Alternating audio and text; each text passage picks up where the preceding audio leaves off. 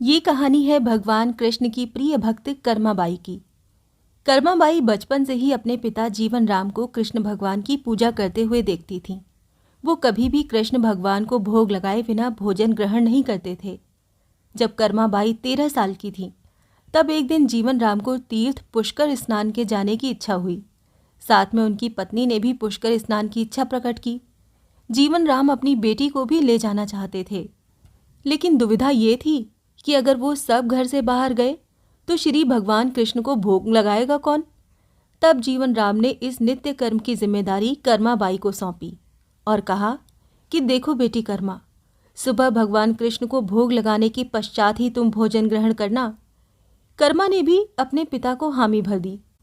अगले दिन सुबह कर्माबाई ने उठकर सबसे पहले गुड़ और घी डाल के बाजरे का खीचड़ा बनाया और भगवान कृष्ण की मूर्ति के सामने रख दिया और बोली, भगवान, मैंने आपका भोग रख दिया है।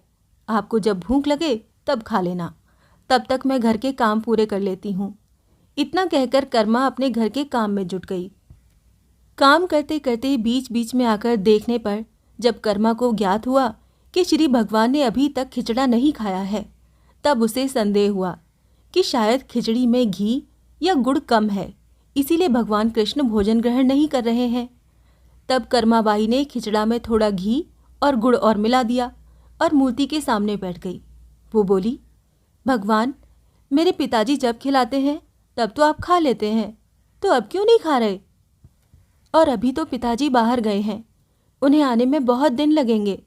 तब तक आपको भोग लगाने की जिम्मेदारी मुझे दी गई है, इसीलिए जब तक आप भोजन नहीं खाएंगे मैं भी कुछ नहीं खाऊंगी।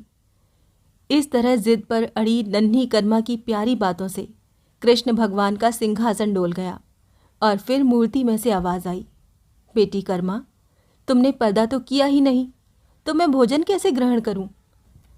तब कर्माबाई ने मूर्ति के आगे अपनी चुनरी का पर्दा किया और कुछ ही समय में कृष्ण मूर्ति के सामने रखी खिचड़ी की थाली खाली हो गई। अब कर्मा रोज सुबह सबसे पहले कृष्णा को बाजरे का खिचड़ा खिलाती और बाद में खुद भोजन ग्रहण करती। कुछ दिनों बाद घर लौटने पर कर्मा के माँ बाप भी कृष्ण की लीला देखकर दंग रह गए। इस तरह कर्माबाई ईश्वर कृष्ण की निस्सीम भक्त बन गई।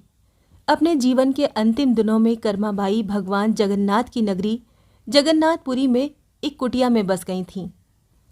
वहां पर एक दिन कर्माबाई की कुटिया के सामने एक तेजस्वी कांति वाला बालक आया और उसने कर्माबाई से कहा कि मुझे भूख लगी है माँ, खाना दो। उस वक्त भी कर्मा अपने भगवान कान्हा को खिचड़ा का भोग लगा रही थीं। कर्मा ने उस बालक को भी खिचड़ा खिलाया। उसके बाद से वही बालक हर रोज कर्मा के हाथ का खिचड़ा खाने आता था।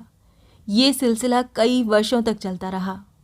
वो बालक कोई और नहीं, स्वयं जगन्नाथ भगवान थे, क्योंकि जिस दिन कर्माबाई का देहांत हो गया उस दिन जगन्नाथ भगवान की मूर्ति की आंखों से आंसू बह रहे थे और उसी रात मंदिर के पुजारी के स्वप्न में जगन्नाथ भगवान आए और अपने दुखी होने का कारण बताया कि उनकी परम प्रिय भक्त कर्माबाई गोलोक सिधार गई हैं। मैं सुबह उसके हाथ की खिचड़ी खाता था, अब मुझे खिचड़ी कौन खिलाएगा? अगले दिन से मंदिर के पुजारियों ने निर्णय लिया, भगवान को रोज बाजरे के खिचड़े का भोग लगेगा और इस भोग का नाम दिया गया कर्माबाई की खिचड़ी।